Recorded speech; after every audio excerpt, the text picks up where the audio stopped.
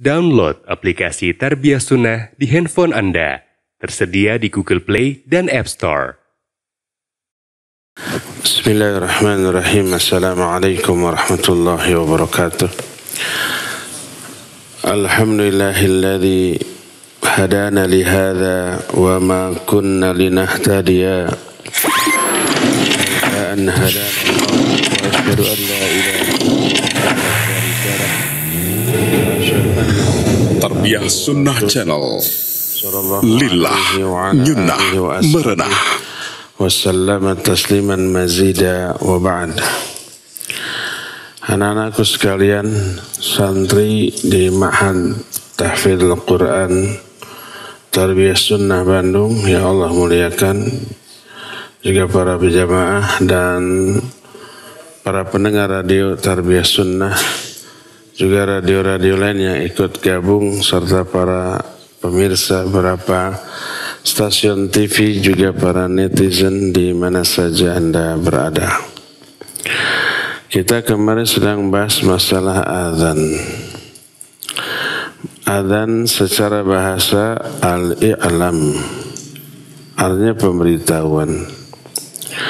Secara istilah syar'i, adzan adalah al-i'lam bidukhuli waqti sholatil mafruḍah bidzikrin mahsusah. Secara istilah, adzan artinya pemberitahuan tentang masuknya waktu sholat fardu dengan lafaz-lafaz yang khusus. Allah berfirman, ya ayyuhalladzina amanu idza nudiya lis-salati min yaumil jumu'ah fas'au ila dzikrillah wa dzarul bai'. Hai orang-orang yang beriman, apabila kalian dipanggil, diseru untuk sholat di hari Jumat, bersegeralah untuk mengingat Allah dan tinggalkan jual beli. Itu surah Al-Jumu'ah ayat yang pertama, ayat yang 9. Sebuah hadis dari Malik bin Al-Huwairits radhiyallahu an, Nabi SAW bersabda, "Fa'idha hadaratis shalah falyu'adzin lakum ahadukum." Kata Nabi SAW, apabila datang waktu sholat, hendaklah salah seorang di antara kalian adzan. Hadis ini sahih riwayat Imam Bukhari. Adapun qamah adalah al-i'lam bil qiyami ila sholatil mafruḍah bidzikrin makhsusin. Qamat itu pemberitahuan untuk didirikannya sholat fardu dengan lafaz-lafaz yang khusus. Sudah kita terangkan hukum adzan dan qamat adalah fardu kifayah bagi laki-laki. Adapun awal mula disyariatkannya adzan adalah di tahun pertama dari tahun Hijrah. Sebuah hadis yang diriwayatkan oleh Abdullah bin Zaid radhiyallahu an, lamma amara Rasul sallallahu alaihi wasallam bin naqus liyudraba bihi linnas li jam'is shalah. Dulu Nabi SAW memerintahkan orang-orang untuk memukul lonceng, untuk dibunyikan, untuk membuat manusia berkumpul. Ada yang mengusulkan dengan tambur, ada yang mengusulkan dengan lonceng. Tambur itu mirip bedug ya. Bedug itu dulu sudah dianjurkan oleh Nabi, oleh para sahabat. Juga lonceng, tapi semuanya ditolak. Maka kata Abdullah bin Zaid, tafa bi wa ana naimun rajulun yahmilu naqusan fi yadi. Aku bermimpi. Dalam mimpiku ada orang yang membawa lonceng di tangannya. Faqultu ya Abdullah atabi'un naqus. Aku bertanya, hai hamba Allah, kamu jual enggak lonceng ini? Ini dalam mimpi. Orang itu menjawab, ma tasna'u bihi, apa yang kamu akan lakukan dengan lonceng ini? Faqultu, aku menjawab, nad'u bihi ila sholah, kami ingin memanggil orang-orang untuk sholat dengan lonceng ini. Qala, orang itu berkata, afala adulluka ala ma huwa khairun min dzalik, mau enggak aku tunjukkan kepada kamu sesuatu yang lebih baik daripada lonceng untuk memanggil sholat. Faqultu lahu bala, ya, dijawab, ya. Faqala taqul Allahu akbar, Allahu akbar, Allahu akbar, Allahu akbar, asyhadu an la ilaha illallah, sampai akhir dari lafaz azan yang selama ini kita kenal. Wa taqulu idza uqimatis shalah, lalu kamu katakan ketika mau qomat, Allahu akbar, Allahu akbar, 2 kali. Asyhadu an la ilaha illallah, asyhadu anna Muhammadar Rasulullah, hayya 'alas shalah, hayya 'alal falah, qad qamatis shalah, qad qamatis shalah. Jadi qamat sekali-sekali kecuali qad qamatis shalah 2 kali. Allahu akbar, Allahu akbar, la ilaha illallah. Itu mimpi Abdullah bin Zaid. Falamma asbahtu ataitu Rasul sallallahu alaihi wasallam fa akhbartu bima ra'ait. Esok harinya aku mendatangi Rasul sallallahu alaihi wasallam, lalu aku beritahukan mimpiku. Apa kata Nabi alaihi salatu wasallam? Innaha la ru'ya haqqun insyaallah. Sungguhnya ini mimpi yang benar, insyaallah. Yang mimpinya bukan Nabi SAW, tapi sahabat. Tapi kenapa dipakai? Ada isbat dari Nabi SAW, ada penetapan. Hadis ini tidak boleh jadikan dalil itu ada sahabat juga yang mimpi jadi syariat. Apa kita boleh mimpi kita jadi syariat? Tidak boleh. Itu sahabat juga mengucapkan ucapan yang tidak diajarkan oleh Nabi dalam sholat, terus dibolehkan oleh Nabi. Iya, kalau ada pembolehan dari Nabi. Tidak berarti kita boleh nambah-nambah doa sholat sekarang ini. Dengan alasan sahabat juga dulu nambah-nambah. Iya, sahabat nambah, ada pembenaran dari Nabi. Kalau kita tidak ada, ya. Termasuk azan. Orang mimpi lalu kata Nabi, innaha la ru'yas haqqun. Sungguhnya itu mimpi yang bagus. Lalu dipanggillah azan. Lalu Abdullah bin Zaid suruh mengajarkan lafaz azan dalam mimpinya ke Bilal. Lalu Bilal mengumandangkan azan ini. Dan terdengarlah oleh Umar ibn Khattab ketika Umar itu ada di dalam rumahnya. Maka dia keluar lalu berkata, walladzi ba'atsaka bil haqqi ya Rasulullah, laqad ra'aitu mithla ma ra'a. Kata Umar, demi Allah yang telah mengutusmu dengan kebenaran, aku pun telah bermimpi dengan mimpi yang sama ya Rasul. Ternyata bukan hanya Abdullah bin Zaid, tapi Umar juga mimpi, diajari azan. Apa kata Nabi SAW? Falillahil hamd. Maka segala puji bagi Allah atas hal ini. Hadis ini diriwayatkan oleh Imam Abu Daud, Imam Ibnu Majah, At-Tirmidzi, dan hadis ini sahih. Sehingga para ulama menjadikan hadis ini sebagai hujjah atau dalil tentang disyariatkannya azan dan qomat dengan lafaz seperti yang dialami dalam mimpi 2 sahabat tadi, Abdullah bin Zaid dan Umar bin Khattab.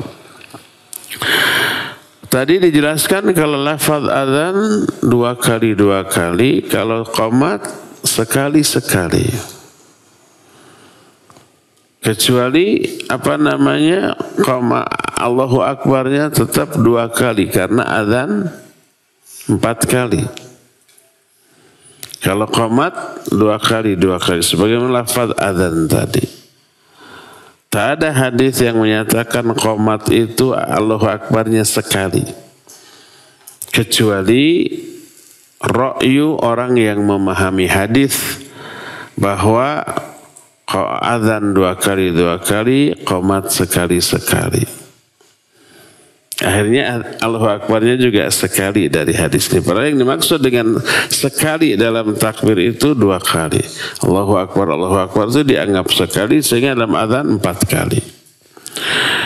Dan lafaz yang jelas dari hadis tadi, takbir qomat pun 2 kali.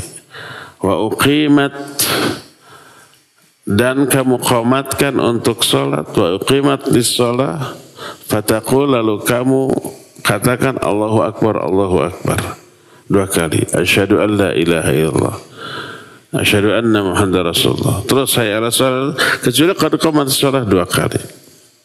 Demikian juga Allahu Akbar terakhirnya juga 2 kali. Kenapa azan dengan qomat berbeda? Kalau azan 2 kali, khusus untuk Allahu Akbarnya 4 kali. Kalau qomat sekali. Kenapa beda? Pertama karena memang syariatnya begitu, tapi ada hikmah di balik itu. Berkata Imam Ibnu Hajar Al-Asqalani dalam kitab Fathul Bari Syarah Sahih Bukhari. Kata beliau, al-adhan li'ilamil ghaibin fayukarriru liyakuna awsal ilaihim bikhilafil iqamah fa innaha lil hadirin. Famin thamma ustuhibba an yakuna al-adhan fi makanin 'alin bikhilafil iqamah. Wa yakuna sautu fil adhan arfa minhum fil iqamah. Wa yakuna al-adhan murattalan wal iqamah sur'atan. Adhan adalah pemberitahuan bagi orang-orang yang jauh. Maka diulang 2 kali agar lebih terdengar jelas ke orang yang jauh. Berbeda dengan untuk qomat untuk orang yang hadir, yang sudah datang di masjid. Maka dari sana disunnahkan azan di tempat yang tinggi, di menara gitu, naik ke atas masjid. Bilal dulu naik ke atas Ka'bah. Berbeda dengan qomat cukup di dalam masjid. Terus azan suaranya lebih keras. Kalau qomat tidak sekeras azan. Terus azan murattal, perlahan-lahan, panjang. Kalau qomat cepat. Oleh karena itu maka itulah perbedaan antara azan dengan qomat beserta hikmahnya. Azan ini disyariatkan baik bagi yang mukim ataupun yang safar, walaupun yang safar ini sendirian atau orang itu berada sendirian di tempat yang jauh dari masjid. Dia tidak wajib ke masjid karena jauh dan tidak mendengar azan. Lalu dia mau sholat di tempat itu, silakan azan walaupun sendirian. Sebagaimana diterangkan dalam hadis yang diterima dari Amr bin Umayyah Al-Dhamari radhiyallahu an, dia berkata, "Kunna ma Rasulillah sallallahu alaihi wasallam fi ba'di asfari." Ini kalau umpamanya terlambat waktu safar, boleh tetap azan. Fanama an salati subh hatta tala'ati syams.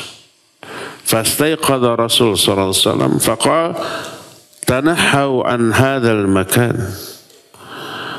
Thumma amara Bilalan fa'adzana thumma tawaddahu wa shallu rak'atil fajr thumma amara Bilalan fa aqama as-shalah. Fa shalla bihim salatas subh. Suatu saat kami bersama Rasul sallallahu alaihi wasallam sedang safar. Kami ketiduran dari salat subuh sampai matahari terbit. Matahari terbit semuanya baru bangun termasuk Nabi SAW. Belum salat subuh. Bangunlah Nabi SAW lalu berteriak, ayo bangun, bangun.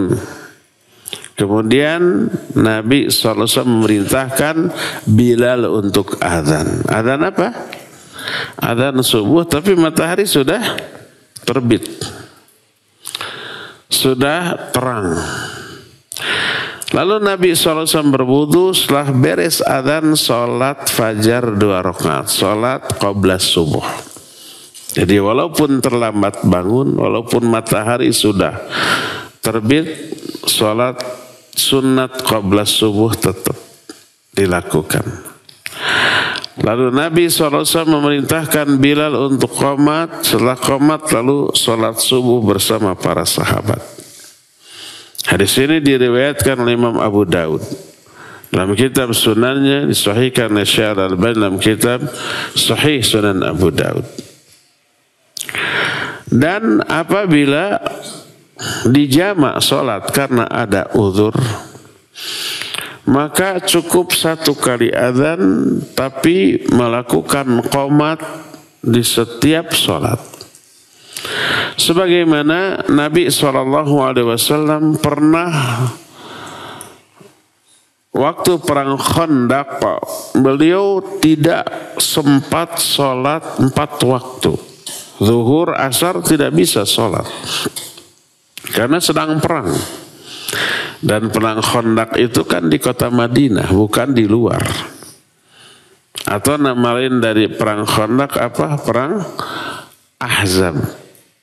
Disebut perang Khandaq karena Nabi SAW membuat Khandaq, parit di sekitar kota Madinah. Disebut perang Ahzab karena musuh waktu itu terdiri dari Ahzab, beberapa suku-suku bangsa di Arab. Nah, zuhur nggak sempat sholat, asar nggak sempat, maghrib nggak sempat, isya nggak sempat, sampai malam. Maka sampai hampir setengah malam baru berhenti itu peperangan. Lalu Nabi SAW merintahkan Bilal untuk azan 1 kali. Lalu melakukan qomat untuk zuhur. Setelah salam qomat untuk asar. Setelah salam lagi qomat untuk maghrib. Lalu qomat lagi untuk isya. Adzannya cukup sekali, tapi qomatnya masing-masing sholat 1 kali qomat. Itulah tentang ketentuan adzan. Tadi sudah diterangkan walaupun sendirian, maka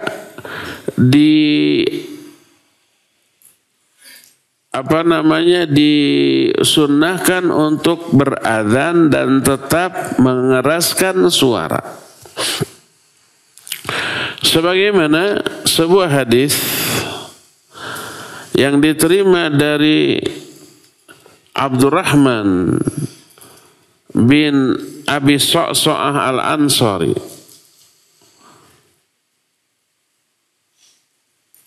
lalu Abu Sa'id Al-Khudri bertemu dengan orang ini, kemudian berkatalah Abu Sa'id Al-Khudri kepada orang ini, inni araka tuhibbul ghanam wal badiyah fa idza kunta fi ghanamika aw badiyatika fa'adzanta bis-shalah farafa' sautak bin nida fa innahu la yasma'u madda sautil muadzin jinnun wala insun wala syai'un illa syahida lahu yaumal qiyamah.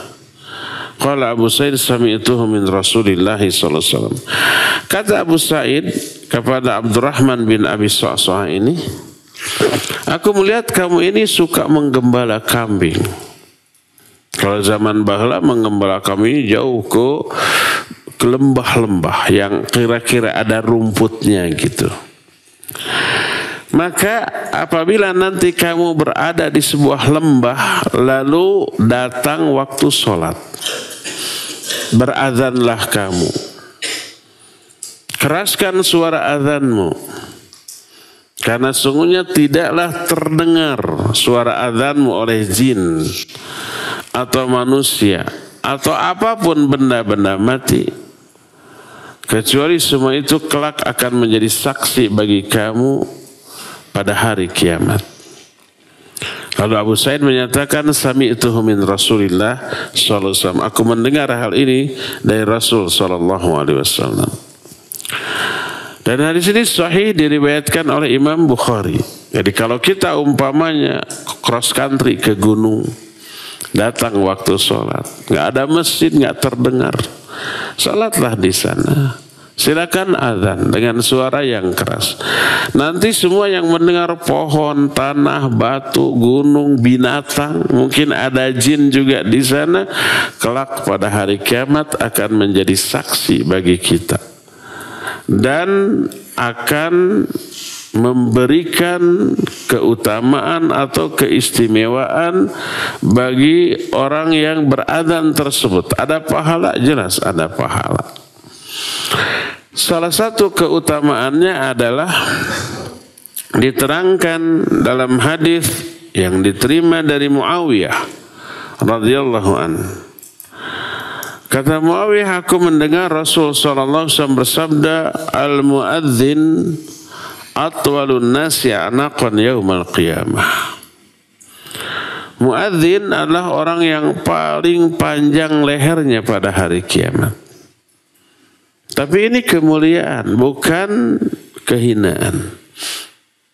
Semua orang melihat, oh ini tukang azan.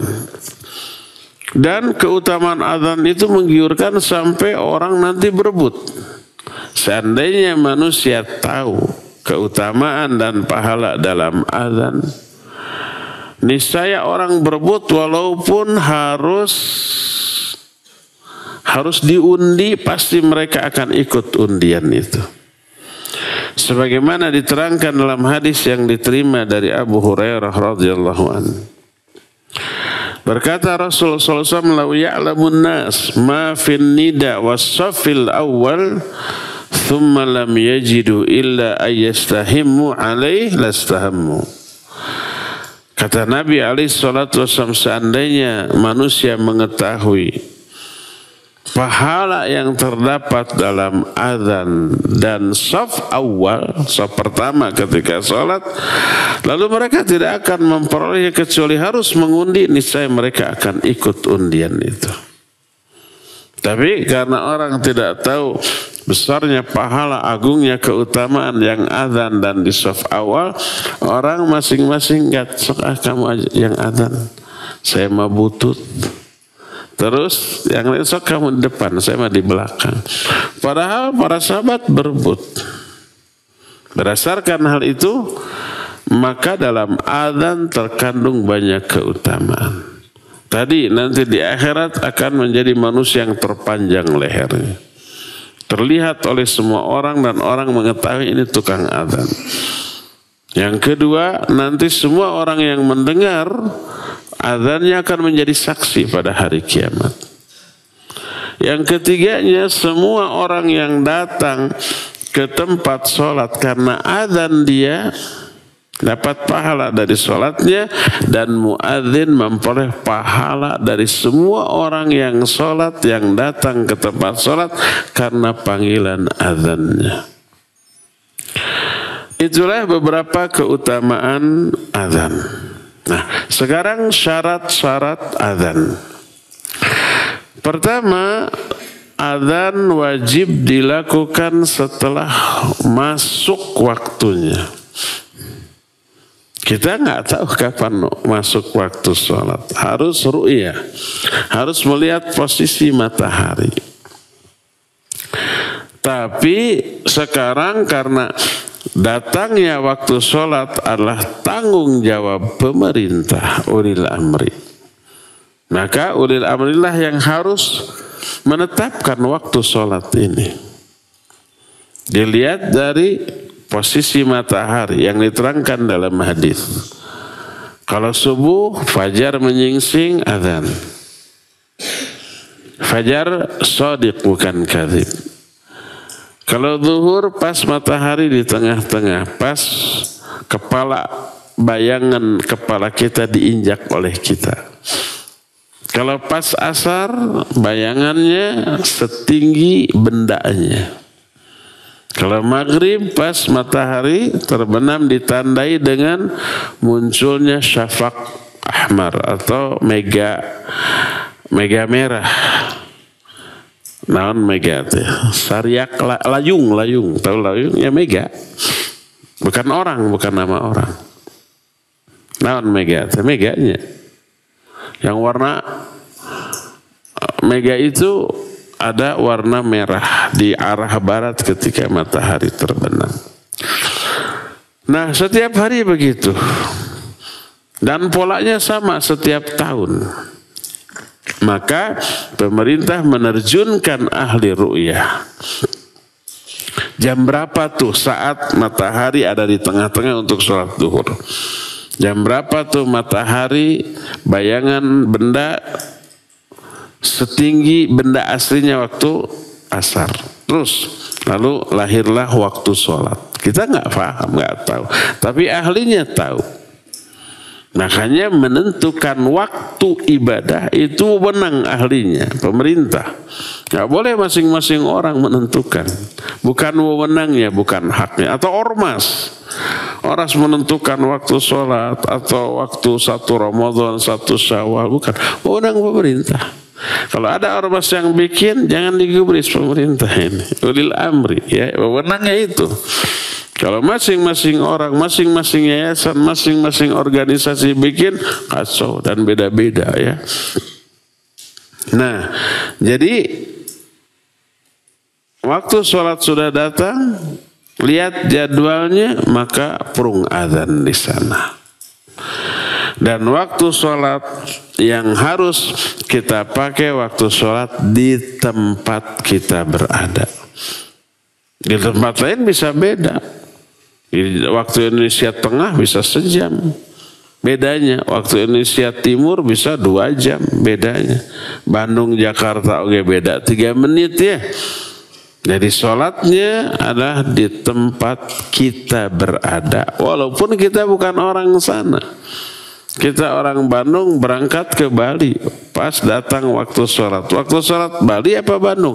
Bali. Karena kita sedang ada di Bali walaupun orang Bandung. Begitu juga buka saum.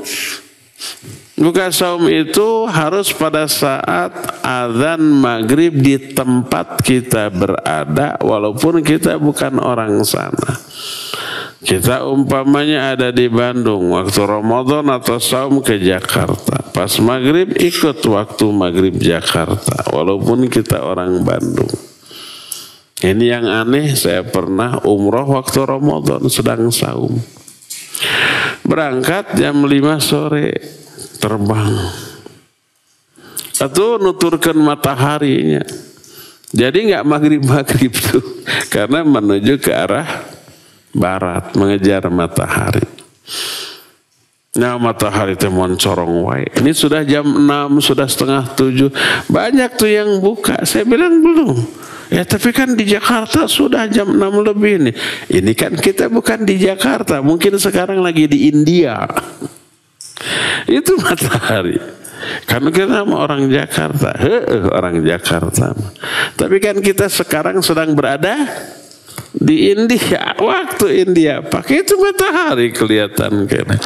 Tapi kalau mau buka silakan karena safar, tapi batal nanti wajib di qadha. Saat itu di pesawat saya ada satu Ustadz beken nasional sering masuk TV buka. Saya bilang belum waktunya tuh gitu. Ini sudah jam 6:30 itu matahari. 6:30 teh di mana? Di Jakarta. Di sini mah mungkin masih 5:30 atau jam 5 gitu. Jadi boleh buka, tapi batal karena belum maghrib. Bolehnya batal karena safar. Orang yang safar boleh buka. Nah, jam 10 waktu Jakarta baru tuh tenggelam. Jadi lebih panjang 4 jam, ya. Jadi yang pertama sudah masuk waktu. Yang kedua, syarat muadzin dia harus Islam. Kalau belum Islam, maka tidak boleh dia berazan, ya. Ketiga, berakal. Orang gila jangan, nanti salah. Yang keempat, wajib laki-laki. Wanita tidak boleh adzan yang terdengar oleh laki-laki. Berdasarkan perkataan Ibnu Umar radhiyallahu anhuma, "Laisa 'alan nisa'i adzanun wala iqamah, falaisatil mar'atu min ahlil adzan."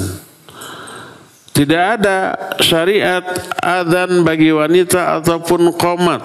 Jadi wanita bukanlah ahli adzan. Hadis tersebut sahih diriwayatkan oleh Imam Al-Baihaqi dalam sunannya dalam kitab shalah bab laisa 'alan nisa adzanun wala iqamah. Boleh enggak wanita adzan dan qomat? Boleh, dengan syarat tidak ada laki-laki di sana. Khusus para wanita. Berkata Imam Ibnu Qudamah, la a'lamu fihi khilafan. Aku tidak mengetahui ada ikhtilaf di kalangan para ulama tentang masalah ini. Dan Imam Ahmad berkata, in fa'alna fala ba'as wa illam yaf'alna fajaiz. Kata Imam Ahmad, kalau wanita melakukan adzan dan qomat, boleh, nggak apa-apa. Asal tidak ada laki-laki. Khusus wanita. Kalau tidak melakukan juga, maka boleh. Ini dijelaskan Imam Ibnu Qudamah dalam kitab Al-Mughni. Ini syarat yang ketiga. Jadi laki-laki, wanita, kalau ada laki-laki jangan adzan. Kalau tidak ada laki-laki, khusus para wanita, boleh adzan, boleh qomat. Syarat berikutnya, adzan harus dengan suara yang keras. Walaupun sendirian di tengah padang pasir, berdasarkan sabda Nabi SAW, idza hadaratis shalah fal yu'adzin lakum ahadukum. Bila datang waktu salat, hendaklah salah seorang di antara kalian adzan. Maksud adzan adalah menyeru dengan suara keras sehingga terdengar oleh orang lain. Walaupun sendirian tadi, walaupun kita yakin tidak ada yang mau ikut sholat karena nggak ada orang lain, hanya kita sendirian, maka sekeras mungkin adzan agar terdengar oleh banyak makhluk. Ada jin, ada binatang, ada benda-benda mati. Nanti mereka akan menjadi apa tadi? Saksi pada hari kiamat. Ya.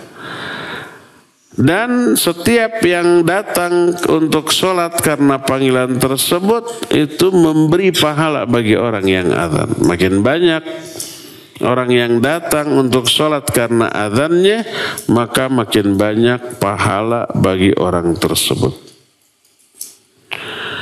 Disunnahkan orang yang mendengar adzan untuk mengulang lafaz adzan dari muadzin. Sebagaimana dari Abu Sa'id Al-Khudri radhiyallahu an berkata Rasulullah alaihi salatu wasallam, idza sami'tumun nida faqulu mithla ma yaqulul muadzin. Kalau kalian mendengar adzan, ucapkan seperti yang diucapkan oleh muadzin. Muadzin mengatakan Allahu Akbar, kita juga Allahu Akbar. Kecuali dalam kalimat hayyalatain. Hayyalatain maksudnya hayya 'alas shalah, hayya 'alal falah, maka jawab dengan la haula wala quwwata illa billah. Tanpa hil aliyil azim, enggak. Sebagaimana hadis yang diterima dari Umar bin Khattab radhiyallahu an, berkata Rasul sallallahu alaihi wasallam, "Tsumma qala hayya 'alas shalah." Qala la haula wala quwwata illa billah. Tsumma qala hayya 'alal falah. Qala la haula wala quwwata illa billah. Hadis ini sahih diriwayatkan oleh Imam Muslim. Kalau Nabi sallallahu alaihi wasallam mengajarkan sampai sana cukup. Jangan ditambah-tambah. Wah, kalau sampai sana aja bagus, apalagi ditambah illa billahil aliyil azim. Dalam lafaz lain ada hil anil azim, tapi dalam menjawab hayya 'alas shalah hayya 'alal falah cukup illa billah saja. Dan selanjutnya bersolawatlah kepada Nabi SAW seusai azan. Jadi setelah azan terdengar sampai la ilaha illallah, kita pun mengatakan la ilaha illallah. Lalu bersolawat kepada Nabi SAW sebelum berdoa. Sebagaimana sabda Nabi SAW dalam hadis yang diterima dari Abdullah bin Amr bin As, "Idza sami'tumun muadzin faqulu mithla ma yaqul thumma shallu 'alayya. Fa innahu man shalla 'alayya salatan sallallahu 'alaihi bi 'ashra thumma sallallahu liyal wasilah fa innaha manzilatun fil jannah la tanbaghi illa li 'abdin min ibadillah wa arju an akuna anahu faman sa'ala liyal wasilah halat lahul syafa'ah." Apabila kalian mendengar azan, ucapkan seperti yang dikatakan oleh muadzin. Kemudian sholawatlah kalian kepadaku. Karena tidaklah ada orang yang bersolawat kepadaku sekali, kecuali Allah akan bersolawat kepada dia 10 kali. Lalu mintakan kepada Allah wasilah untukku. Karena wasilah itu satu kedudukan di surga yang tidak layak dicapai kecuali hanya oleh seorang hamba Allah, dan aku berharap akulah orang itu. Siapa yang meminta wasilah kepadaku setelah azan, maka halal syafaatku baginya. Hadis ini sahih riwayat Imam Muslim. Jadi begitu muadzin la ilaha illallah, kita katakan juga la ilaha illallah. Terus setelah itu salawat, seperti salawat dalam tasyahud. Allahumma salli ala Muhammad wa ala ali Muhammad kama sallaita ala ali Ibrahim, barik ala Muhammad wa ala ali Muhammad kama barakta ala ali Ibrahim innaka Hamidum Majid. Boleh dengan lafaz itu. Ya. Setelah itu baru berdoa meminta wasilah kepada Nabi SAW. Apa doanya? Diterangkan dalam hadis dari Jabir bin Abdullah radhiyallahu anhuma, berkata Rasul sallallahu alaihi wasallam, "Man qala hina yasma'un nida." Siapa yang berkata setelah selesai mendengar azan, "Allahumma rabba hadhihi da'wati tamah was salatil qa'imah ati Muhammadanil wasilata wal fadilah wab'athu maqaman mahmudan alladhi wa'adtah." Allahumma ya Allah Rabba hadhihi da'wati tamah, pemilik seruan yang sempurna ini, wassalatil qaimah, dan salat yang ditegakkan ini, ati Muhammadanil wasilah wal fadilah, berikan kepada Muhammad wasilah dan fadilah, wab'athu maqaman mahmudan alladhi wa'adtah, dan angkatlah dia ke tempat terpuji yang telah engkau janjikan untuknya. Siapa yang berdoa setelah azan dengan doa seperti itu, halat lahu syafaati yaumal qiyamah, halal syafaatku bagi dia pada hari kiamat. Berkata Imam Ibnu Hajar, ada orang yang nambah-nambah wad-darajatal aliyah, ati Muhammadanil wasilah wal fadilah wad-darajatal aliyah wal manzilatal aliyah, atau yang sejenis itu. Kata Imam Ibnu Hajar, hadza la aslalahu, hadhi ziyadah la aslalah. Tambahan ini enggak ada asalnya dari Nabi, dari para sahabat ataupun dari para ulama. Jangan ditambah. Ini kan bagus. Iya, yang bagus tidak berarti boleh ditambahkan. Bagus mana dengan ayat kursi? Kenapa enggak sekalian saja baca ayat kursi gitu ya? Jadi kalau kita nambah seolah-olah contoh dari Nabi itu kurang, lalu kita tambah-tambah. Para Islam ini sudah sempurna. Apa yang diajarkan itu yang paling sempurna. Sudah, jangan ditambah-tambah ya. Itulah beberapa ketentuan tentang azan ya. Cukup ya sampai di sini, dan kita buka sesi tanya jawab. Assalamualaikum. Waalaikumsalam warahmatullahi wabarakatuh. Nama anak Kinan dari Cibiru. Tati izin bertanya, apakah boleh kita mengajankan orang ketika lahir dan orang ketika ingin dikuburkan? Dah, segitu ya. Syukran. Iya.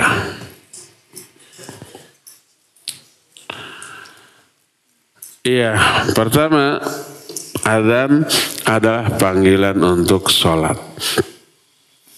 Bagaimana dengan bayi yang baru lahir, apakah diazankan atau tidak? Hadisnya ada. Sebagian ulama menganggap hadis ini hasan. Sebagian ulama lagi menganggap hadis ini dhaif. Syekh Al-Albani rahimahullah dalam kitab Irwaul Ghalil dalam cetakan yang lama menganggap hadis ini hasan insyaallah, lalu beliau menganjurkan mengadzankan bayi yang lahir. Begitu juga fatwa para ulama di Najd, dibolehkan. Tapi kemudian beliau meninjau ulang, memeriksa lagi, dan di dalam penelahan yang kedua disebutkan dalam kitab Tarajaat Syekh Al-Albani Al-Wadhihat. Ternyata beliau menyatakan hadis itu dhaif setelah ditinjau ulang. Maka beliau tidak mensyariatkan. Tapi sebagian ulama ada yang mensyariatkan ya, karena dianggap hasannya hadis ini. Kalau saya pribadi saya tidak mengadzankan, semua anak saya tidak diadzankan. Adapun kalau umpama mereka berhujjah dengan akal, kenapa harus diadzankan? Agar yang pertama kali terdengar oleh telinga bayi adalah lafaz adzan, lafaz Allah. Ini ditolak. Karena menurut ilmu kedokteran, bayi baru lahir itu belum mendengar. Baru lahir tuh. Jadi percuma diadzanin. Nah, oleh karena itu jangan pakai otak, pakai nas. Menetapkan adanya adzan bagi bayi yang lahir adalah menetapkan syariat. Dan menetapkan syariat harus ayat atau hadis sahih. Kalau nggak ada hadis sahih nggak boleh. Atau hadis hasan boleh. Nah, jadi ikhtilaf para ulama berdasarkan ikhtilaf terhadap penilaian hadis. Yang menyatakan hasan, menyatakan sunnah, yang menyatakan dhaif, menyatakan tidak sunnah. Kalau sikap saya, kalau saya tidak mengadzankan, tapi kalau ada yang mengadzankan ya nggak apa-apa, biarkan, tidak dinilai atau dicap bid'ah, enggak. Karena ada ulama yang berpendapat seperti itu berdasarkan penilaian hasannya hadis ini. Itu pertama. Kedua, adapun yang mati nggak ada hadis sahih, hasan, dhaif, bahkan palsu pun tidak ada. Adzan mengiringi mayat ketika dimasukkan ke lubang lahat. Nggak ada. Karena apa? Pertama, segi syar'i tidak ada. Kedua, segi akal. Coba adzan itu ngajak apa? Ngajak sholat. Kenapa nggak qomat sekalian? Gimana kalau mayatnya bangun? Ayo sholat. Lari semua. Jadi tidak ada syariat beradzan ketika mau dikuburkan itu jenazah. Wallahu a'lam bishawab. Assalamualaikum Tat. Waalaikumsalam warahmatullahi. Fikri dari Jakarta. Tat izin bertanya. Kan Ustaz pernah bilang kalau azan tidak boleh memakai kaset. Kalau nyetel bacaan Al-Quran gimana Tat? Kalau azan nggak boleh pakai kaset, tapi harus orangnya. Karena Nabi SAW menyatakan, falyu'adzin lakum ahadukum. Tidaklah salah seorang di antara kalian azan. Nggak boleh kaset. Nah, sekarang bagaimana kalau menyetel murattal? Menyetel murattal mah bebas waktunya, baca Al-Quran bebas waktunya. Kalau adzan kan pemberitahuan dan diperintahkan orang. Maka tidak boleh dengan kaset. Kalau umpamanya nyetel murattal untuk didengar boleh, bagus. Makanya baik Al-Quran ataupun hadis memakai lafaz majhul. Idza quri'al Qur'an fastami'u lahu ansitu. Kalau dibacakan Al-Quran, dibacakan, dan fa'ilnya atau naibul fa'ilnya majhul. Siapa yang membacakan? Siapa aja, termasuk kaset ya. Boleh kita mendengarkan murattal, bacaan Al-Quran dari kaset, boleh. tidak apa-apa. Termasuk bolehkah kalau dibacakan Al-Quran dalam sebuah rumah, dibacakan surah Al-Baqarah, setan-setan yang ada di sana lari. Apakah termasuk oleh kaset? Ya.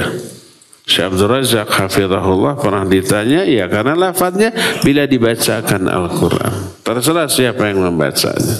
Termasuk kaset, ya silakan setel kaset di rumah, murotal atau radio atau rekaman, atau kita yang rekam sendiri karena bagus umpah suaranya, lalu setel lagi di rumah menjelang tidur, ya baca. Nanti coba kalian terapkan menjelang tidur, menunggu ngantuk, coba setel kaset dari HP. Boleh dari HP, kalau di sini kan kalian nggak boleh bawa HP, software hayang didugulan.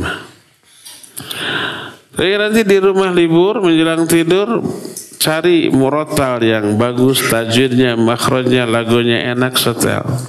Dijamin nggak berapa lama, hanya sebentar sudah tibra. Dibantu oleh setan, ya kata setan, nah tibatan orang ini berpahala dengar murotal, dingantukin aja. Tapi kalau umpah lagi ngantuk main game, langsung cenghar semalaman itu kuat. Atau nyetel lagu gitu, wah itu lagi ngantuk juga cenghar semalaman kuat, dibantu oleh setan. Tapi kalau murattal atau memurojah, kita mau tidur, semua surat yang kita hafal kita murojah. Kalau hafalannya makin banyak, itu makin panjang. Tapi baru semenit 2 menit itu dijamin sudah ngantuk, sudah tidur, nggak inget aja gitu ya. Tiba-tiba tidur. Jadi boleh kalau murattal menyetel kaset. Wallahu a'lam. Apakah muazin ketika azan lalu buang angin, maka azannya harus dihentikan? Taib, apakah salah satu syarat dari azan harus suci, baik dari hadas ataupun dari najis? Barakallahu fiik. Tidak ada nas, tidak ada keterangan bahwa muadzin harus suci. Berbeda dengan sholat. La sholata liman la wudu'a lahu. Tidak ada sholat bagi orang yang tidak punya wudu. Tidak sah sholat. Kalau orang tahu dia batal, nggak punya wudu lalu sholat, dosa besar karena istihza, mengolok-olok Allah Azza wa Jalla. Tidak boleh. Makanya kalau kita di tengah-tengah sholat batal, udah keluar aja. Walaupun tidak kedengar suara, tiba-tiba baunya menyebar. Lalu kita malu, kalau kita keluar pasti ketahuan. Akhirnya kita pura-pura sholat sampai salam. Nanti aja sholat lagi sendirian. Dosa tuh. Bukan dosa karena keluar anginnya. Keluar anginnya nggak dosa. Sesuatu yang lumrah dan wajar. Ya, dosa itu adalah dalam keadaan batal dia tetap sholat.